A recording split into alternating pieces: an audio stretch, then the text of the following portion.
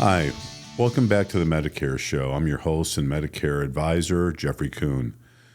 This morning is November 11th, and we just kicked off. This is going to be the first of a series on Part D plans for prescriptions, and this will apply if you're in a Medicare Advantage or you're using original fee-for-service Medicare with a Part D plan, and something you should be looking at and how you should be managing your prescriptions in 24 as you're transitioning into 25.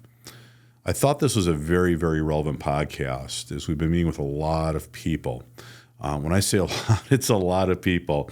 And one of the questions we've been asking and helping people is understanding what's the right plan for next year to maximize the benefits that are available under some of the new laws with the Inflation Reduction Act in regards to Medicare.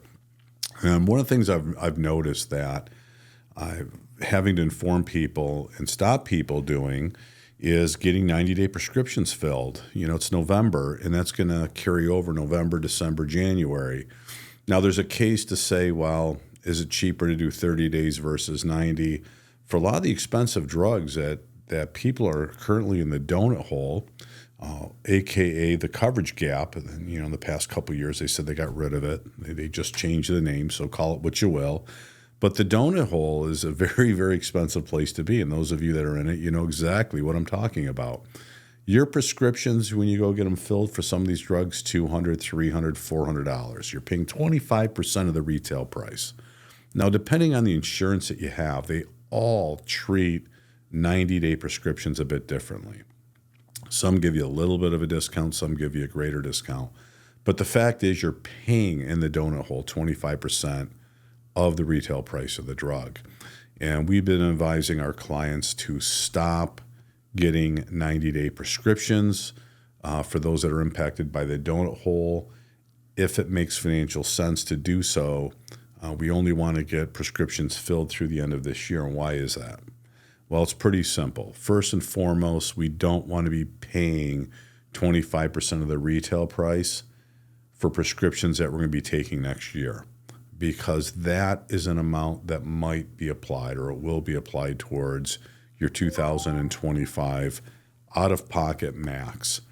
So it's just managing it, because it's you know, we're talking for a lot of people hundreds of dollars that you're going to spend getting something filled, paying 25% of the retail price, where you can get that towards your out-of-pocket max for next year. So a lot of people, and I'm looking at a lot of specific drugs I'm going to be going over, whether it's Eliquis, the Omnipods that people have for insulin, I think I said Eliquis, but Xarelto, Repatha, Jardiance, there's a whole list of them.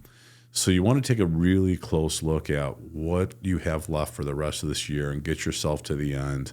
You want to pay the least amount of money out of pocket this year so you can kick off next year and have those dollars really working for you to reach that $2,000 out-of-pocket max. And for a lot of people, you might be paying a lot less. You know, there's some prescriptions out there where I've calculated people are going to be reaching their $2,000 out-of-pocket max, only spending $500. Got one client in particular that's going to be coming in today. It's $170. He's been paying thousands every year for this one individual prescription. And it's going to change dramatically. So we're managing how much we're getting. We want to ideally finish off the year come January 1st. We got a fresh start, and we're going to start knocking down that 2,000 with leverage dollars, I call it. We're going to get as much credit as we can, so we're paying the least amount out of pocket. So be really careful when you're getting your prescriptions filled. I want everybody to pay special attention. If you're getting 90-day prescriptions filled and you're in the donut hole, you really need to manage this. I mean, we're talking savings where between November, December, you could theoretically be paying extra dollar amounts out that otherwise will cover your scripts for the year, for next year, if you do this right. So if you've got any questions, you need some help with this, by all means, reach out to us. If you found this podcast helpful, you know people that are in the donut hole, please share it with them, because we'd love to hear from people specifically what prescriptions they have, what they should expect.